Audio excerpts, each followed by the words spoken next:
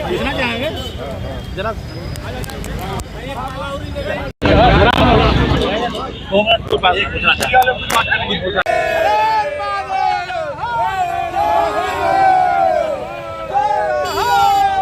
योगी आदित्यनाथ की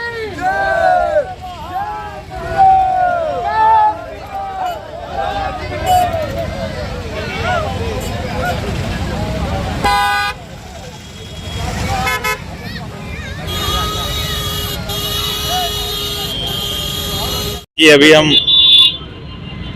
गौ माता को राष्ट्र माता बनाने के लिए और उनको सरकारों की पशु सूची से हटाकर राष्ट्र माता के रूप में प्रतिष्ठित करने के लिए जो आंदोलन चल रहा है उसके समर्थन के लिए यात्रा कर रहे हैं।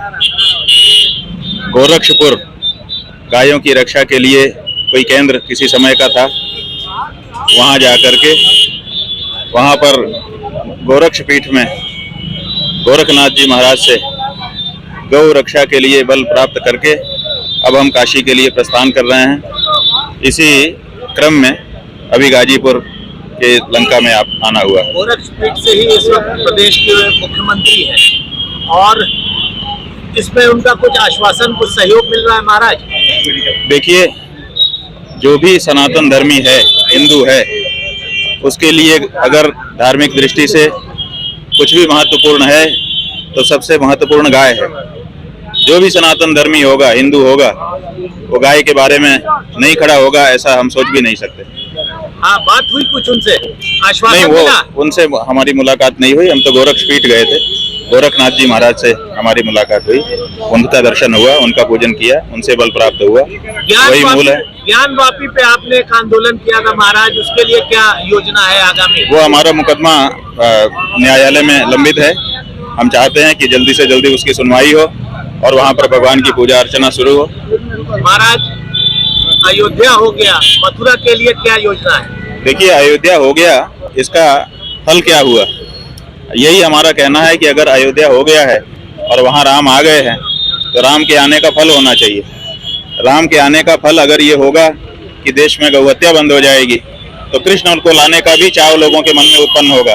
अन्यथा राम आते रहें, कृष्ण आते रहें, अगर गौहत्या होती ही रहेगी तो राम के और कृष्ण के आने का क्या मतलब है?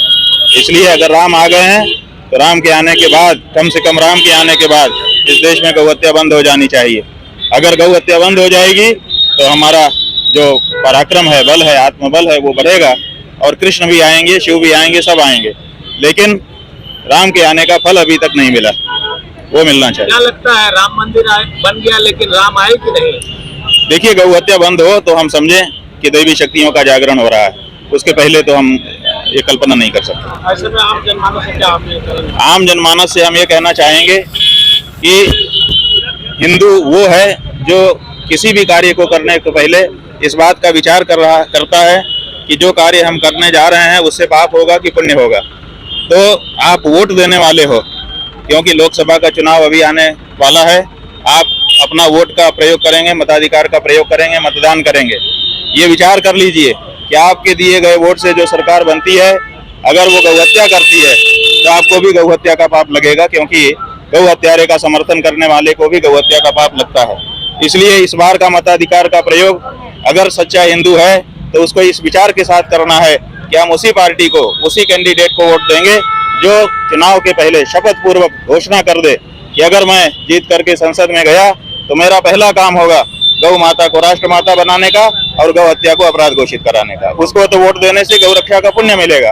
और अगर ऐसा न कह पाने वाले दल को या व्यक्ति को अगर वोट दिया हिंदू ने तो उसको गौ हत्या का पाप लगेगा।